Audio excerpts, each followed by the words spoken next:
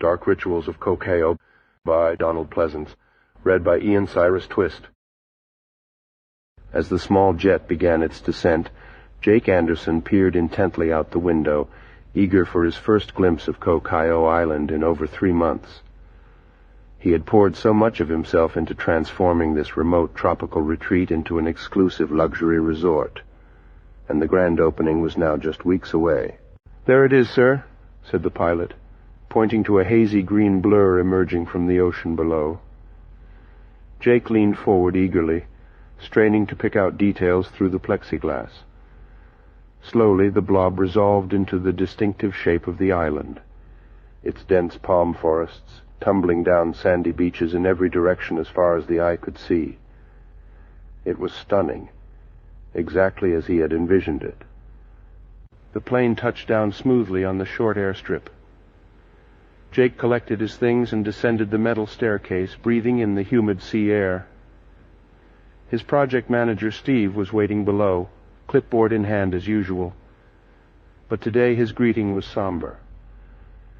"Jake, I'm afraid I have some troubling news," said Steve without preamble. Jake sighed. "What is it this time? More nighttime noises in the jungle?" Steve nodded grimly.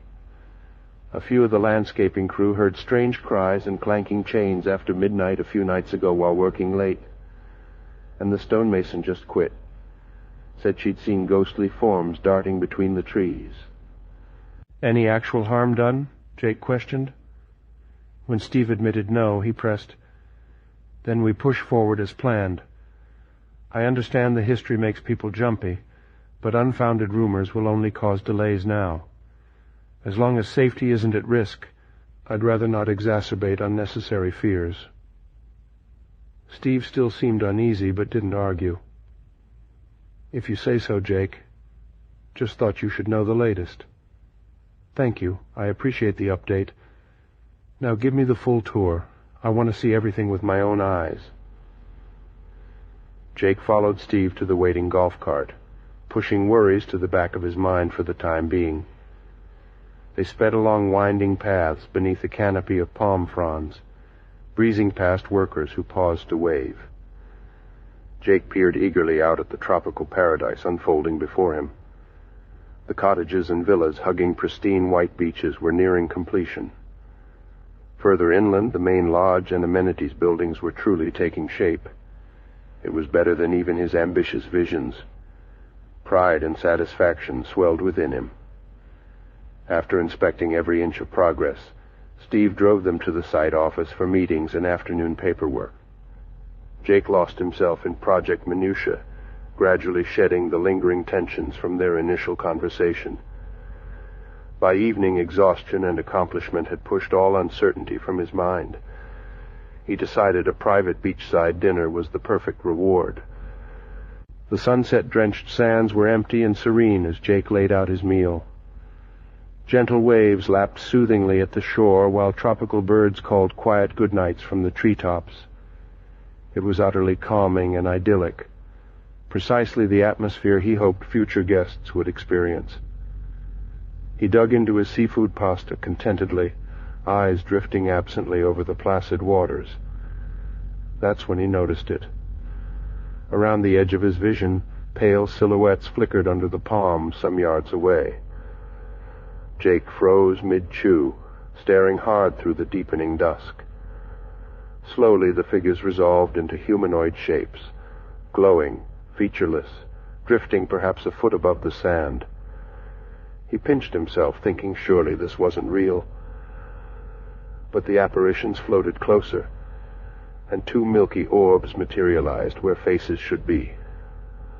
Both turned unnervingly towards him. Panicked, Jake leapt up and whipped around, heart in his throat. But there was nothing behind. He spun back to find the beach utterly deserted once more. Trembling, he scooped up his things and fled back to the lively construction site, questioning his sanity, yet unable to deny what he knew he saw with his own eyes. Had this place's sinister past returned for him at last? Jake tossed and turned all night, visions of those ghostly forms haunting his dreams. By morning, fatigue and lack of answers left him irritable. He buried himself in oversight duties, snapping at delays and mix-ups more than usual, vainly hoping to forget that unsettling beachside encounter. Finally, late afternoon, Steve tracked him down, looking pale. "Jake, you need to come see this," he said grimly. Dreading what new peculiarities might have appeared, Jake followed to a nearly finished bungalow. His blood ran cold at the grisly scene within. Scrawled luridly across one wall in what appeared to be blood was a cryptic message: "You will not succeed where we failed. This island is ours." Beneath, a graphically depicted image of hanged figures dangled obscenely from skeletal limbs. He stumbled back in horror, half expecting to see phantom watchers leering from the shadows.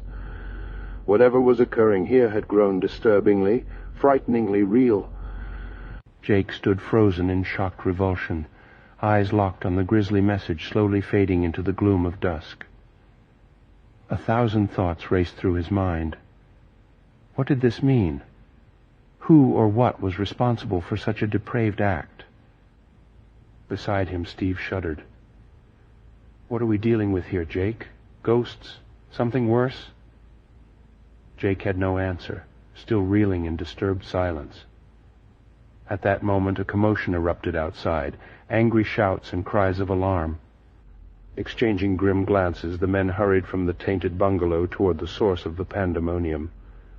They found workers crowded around a cluster of trees, backing away in terror. A frail old coconut palm sagged precariously, its upper trunk severed from the roots. But that was not what had everyone so viscerally shaken. Hanging lifelessly from the broken fronds above was the missing stonemason, her body twisting grotesquely in the deepening twilight. Jake blanched, bile rising in his throat at the sickening display before him. This was no prank or figment of overactive minds. A murder had taken place on Koh Kaeo. Was the island itself responsible, as preposterous as that seemed? Or had a human monster infiltrated their remote tropical idyll? With dawn came no relief from the mysteries haunting the island hotel. In fact, new unsettling details emerged as Jake oversaw investigating the grisly scene. The autopsy confirmed the stonemason died from asphyxiation, not the fall as it appeared at first glance. More disturbingly, autopsy photographs showed the same shadowy figures and hanging tree Jake had seen crudely drawn in blood, now etched into her flesh. The terror escalated further when several workers failed to report for their morning shifts, including 2 who had been first on the scene. Equipment, boats, and supplies went missing during the night as well.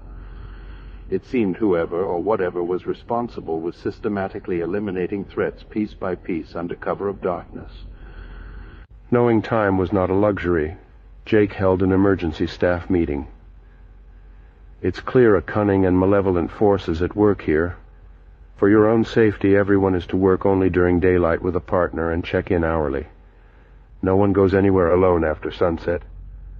We'll increase security and contact authorities for assistance. In the meantime, stay vigilant and alert. This island is not safe anymore." His words did little to calm rising hysteria. By afternoon, half the remaining workforce quit in panicked exodus, rushing to board the last plane off the island before nightfall. Jake could hardly blame them after the grisly displays, but their desertion spelled disaster for the already delayed opening. Alone in his darkened site office late that night, Jake stared desperately at project blueprints and photos scattered across his desk, searching for clues or solutions amongst the ruins. A creak from the outer door made him spin around hopefully, only to find empty shadows stretching endlessly into the pitch-black jungle beyond. Was he truly the last living soul left on this forsaken isle? And if so, for how long until the malevolent presence came again under cover of darkness? Jake startled awake at the first glow of dawn, stiff and disoriented from dozing fitfully at his desk all night. His exhaustion was now bone-deep, yet unfamiliar noises drifting through the open windows kept unease and adrenaline humming through his veins. Peering cautiously outside, he saw Steve marching purposefully towards the office, face clenched with determination. "I found something I think you need to see," was all he said by way of greeting, already turning on his heel. With dread dragging at his heels, Jake followed Steve into the thick palm forest bordering the construction site. They walked in terse silence for some time, the morning air growing heavier with moisture and menace with each step deeper into the claustrophobic greenery. Finally, Steve halted abruptly and pointed wordlessly to a gnarled old tree towering above the undergrowth ahead. Carved crudely into its peeling bark was a message scrawled in the same disturbing hand from yesterday's slaughter. "Leave now, or join their fate." Beneath, more gruesome sketches depicted humans hung and dismembered in hideous detail. Jake recoiled from the nauseating imagery, stomach roiling violently. An ominous cracking high above drew his gaze skyward just as the massive tree trunk splintered apart with a sharp report. A massive rotted branch collapsed earthwards at terrifying speed, aimed directly for the spot they stood transfixed in horrified disbelief. Steve shoved Jake roughly sideways just in time, saving him from being crushed under thousands of pounds of splintering wood. But the project manager was not so fortunate. His agonized howl shattered the heavy stillness as the gnarled limb pinned his legs in a twisted, bloody knot. Jake regained his senses through a haze of shock and adrenaline, scrambling desperately to free his friend. But the dead weight refused to budge, and Steve's cries grew weaker by the second as his life spilled out onto the damp soil. A cold, mirthless chuckle echoed all around from some unseen watcher, mocking their futile struggles. In that moment, all reason fled Jake's panicked mind. Whatever malevolent entity haunted these cursed jungles had made its intentions sickeningly clear. With Steve's labored breath slowing to a sickening gurgle beneath him, Jake made a desperate choice that would seal both their fates irrevocably. Jake's hands trembled uncontrollably as he searched Steve's limp form for any sign of life. But there was only silence now where seconds ago agonized screaming had rent the air. Rage and grief welled within Jake, drowning out coherent thought. Some malevolent force had declared war on this island, and he was not about to stand by helplessly while more innocents fell victim. With tremendous effort, he dragged Steve's mangled body from under the crushing branch and hoisted it over his shoulders in a fireman's carry. He stumbled blindly back towards the construction site, too consumed by fury and despair to notice the trail of crimson droplets painting his path. All that mattered was putting as much distance as possible between himself and this cursed forest, before darkness fell once more. By some miracle, Jake burst from the tree line just as the first work crews arrived. Horrified shouts rose at the grisly scene unfolding before them. He clutched Steve's lifeless form tightly, uncaring of the blood soaking through his clothes, and rasped a single command. "Get me a gun, now." The men exchanged uneasy glances, but one obediently retrieved a handgun from the site's security office without question. With weapon in hand, Jake turned once more to face the roiling palm fronds where minutes ago unspeakable evil had emerged to claim another soul. "Whatever is out there, hear this. No more. You will not have another life. I'm ending this tonight." Darkness fell quickly as Jake readied himself for a nightmarish showdown. He loaded extra magazines and checked the firearm was in working order, hands steady with cold resolve. When twilight faded to an inky void, he switched on a powerful torch and strode purposefully into the maws of hell itself. Silence pressed thick and tormenting in the gloom. Not even insects dared stir under the malevolent shroud suffocating the woods. Jake swept his light in wide arcs, heart pounding a violent staccato against his ribs. Suddenly ghostly laughter whispered from the shadows ahead. He spun to train his weapon on the source, finger tensing on the trigger. But there was nothing to shoot. Only deeper, cavernous darkness spreading endlessly between clutching vines and trunks. The mirth grew, circling all around now with a palpable sense of cruel intent. Jake wheeled frantically, spinning light and gun in frenzied arcs. Still only mocking echoes bounced back at him from every unseen angle. A swooping shape blurred at the edge of his vision, drawing a split-second aim and reflexive blast, which ripped uselessly into solid timber. Sweat dripped cold rivulets down Jake's spine as sanity began fraying under this hellish psychological torture. He screamed wordless challenges to whatever entity tormented him, beyond reason in his impotent rage. Only mocking howls answered back amid the roaring in his ears. Something cracked loudly behind. Jake spun with a choked gasp to find spectral faces leering mere inches from his own, glowing orbs piercing his very soul.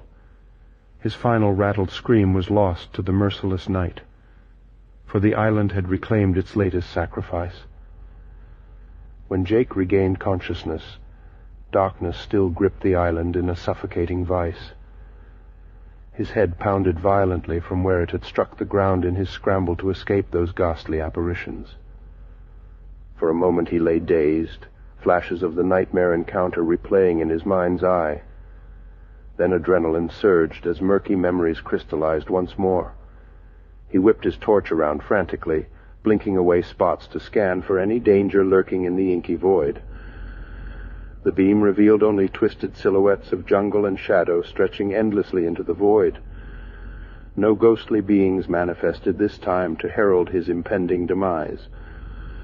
Still, an otherworldly menace gripped the woods in a paralyzing chokehold, senses screaming of an ominous, unseen watcher. Jake swallowed down panic and forced trembling limbs into motion once more. Survival instinct drove him limping and disoriented back toward the faintest glow emanating from the construction site in the distance. Every cracked twig and rustle spurred fresh surges of blinding terror. By some small mercy, he burst from the tree line just as darkness seemed ready to devour him whole. The few workers left helplessly barricaded themselves in site buildings as the radio hissed only dead air. Now, upon seeing Jake emerge from the mouth of hell itself, caked in blood and mumbling deliriously of demons, they cracked completely. Within minutes, the last lifeboat was prepped for an emergency departure under cover of first light. Jagged rocks and foaming surf guided their unsteady flight toward the mainland, while behind, an unnatural howl rent the foggy dawn. Jake lay shivering on the floor, clinging to life as dawn crept over an island now truly forsaken to unholy forces. His last waking thoughts before unconsciousness claimed him once more were of the innocent still trapped within that soul-devouring realm, and the lurking evil that would claim them, one by one, as its newest prey. When awareness returned, harsh fluorescence seared Jake's vision. Blinking away blindness, the sterile lines of a hospital room gradually swam into focus. He was swarmed immediately by concerned faces. The police had many questions about the nightmares unfolding on Koh Kaeo that had pushed him to the brink of death. But all Jake could see was the island, and whatever unnameable evil now possessed its shores. Despite his injuries, Jake's memories of the island haunted his dreams. He was obsessed with unraveling the mystery. After recovering, he covertly returned to Koh Kaeo under cover of night. As his boat approached, an eerie mist hung over the shoreline. No light shone from the construction site. It seemed entirely abandoned. Jake disembarked cautiously, flashlight in hand. An unnatural silence pressed down on the jungle. Yet as he explored the ruins, small traces proved he wasn't alone. Tools left out as if workers had just stepped away. Half-eaten food growing moldy. Deeper in the forest he found strange designs etched into trees that gave him an uneasy feeling. He was being watched from the shadows. Night fell swiftly under the canopy. Jake hurried back, desperate to flee this sinister place before darkness fell completely. But as he reached the beach, his boat had vanished. Panic rising, he spun and froze in place. Two glowing orbs stared from the tree line, attached to a dark spectral form. It drifted slowly towards him. Jake stumbled backwards, tripping over roots in his haste to escape. As he looked up, the figure had vanished. But all around the woods seemed to close in, trapping him with no way off the island. He was no longer the hunter. He had become the prey. Darkness enveloped the jungle as Jake searched desperately for shelter. Every snapped twig sent panic coursing through him. He scrabbled up the nearest tree, clutching its rough bark as night descended like a shroud. Down below, the undergrowth rustled. Two glowing orbs peered from the gloom, tracing idle circles as though toying with trapped prey. They blinked out, only to reappear closer moments later. Jake stifled frightened breaths, peering into inky blackness. Was this a human stalking him, or something more sinister? Memories of tortured souls on the island flooded back. He shuddered, gripping the trunk until knuckles whitened. Whatever haunted these woods, it would not claim another life tonight. Dawn seemed ages away. The orbs prowled endlessly, always drawing nearer, yet keeping just beyond sight. Sleep would mean death, so Jake fought rising exhaustion as hours crawled by. At last, faint gray light seeped through the canopy, and his tormentor vanished, as if it had never been. Jake dropped heavily to solid ground, limbs shaking from prolonged terror, but rest would have to wait. He needed to uncover the truth behind these horrors before it was too late. Exploring the site ruins, he discovered clues that set his mind racing with dreadful possibilities. Among the ruins, Jake found scattered scraps of paper covered in strange writings and symbols. He pocketed them for later study. One crumbling sheet caught his eye. It appeared to be an old map of the island, with certain areas circled and labeled in an unreadable language. As he examined it, voices startled him from deeper in the ruins. He quickly hid, watching with dread as two men emerged, speaking hurriedly in hushed tones. Their wild eyes and unkempt appearances suggested they may have been stranded on the island for some time. "The ritual must be completed tonight when the moon is highest," one said fervently. "Our master grows impatient. These sacrifices have pleased him so far, but soon he will demand more." The other nodded. "I've selected a worthy subject. The outsider will do nicely. We'll take him under cover of dark." With a chill, Jake realized they meant him. As the men departed, he hurried from his hiding place, mind racing. It seemed the island's horror was no accident. These men were consciously summoning some evil entity. Night fell once more. Jake knew he must uncover the location of their ritual to have any hope of escape. Consulting his find, a circle on the ancient map seemed to match the description of the men. With luck, it contained the answers he sought. Silently, he set off into the creeping dark, careful not to be seen or heard. Somewhere on this island, in the cover of night, a fateful confrontation was about to unfold. Under cover of night, Jake crept silently through the jungle. Following the ancient map's markings by moonlight, he tracked it to a small clearing deeper in the island's dark heart. Peering through foliage, he saw with a surge of dread that a crude altar had been constructed at the glade's center. Strange symbols were etched in the earth, reflecting an evil glow cast by torches set at the compass points. The two cultists stood chanting before it, voices rising in an unholy crescendo that sent shivers down Jake's spine. As they reached a fever pitch, movement stirred in the shadows behind them. A presence was materializing in response to their blasphemous summoning. Jake watched, paralyzed with horror, as wraith-like tendrils coalesced into a towering, nightmarish form. Yellow eyes blazed with a hunger that had persisted through untold ages, regarding the cultists expectantly. It had come to collect what was owed. He knew he must act to disrupt the ritual before an unspeakable blood price was extracted. But how could a single man hope to overcome such a force of darkness? As the creature's glow intensified, illuminating twisted features from a realm beyond mortality, Jake steeled his nerve. It was now or never.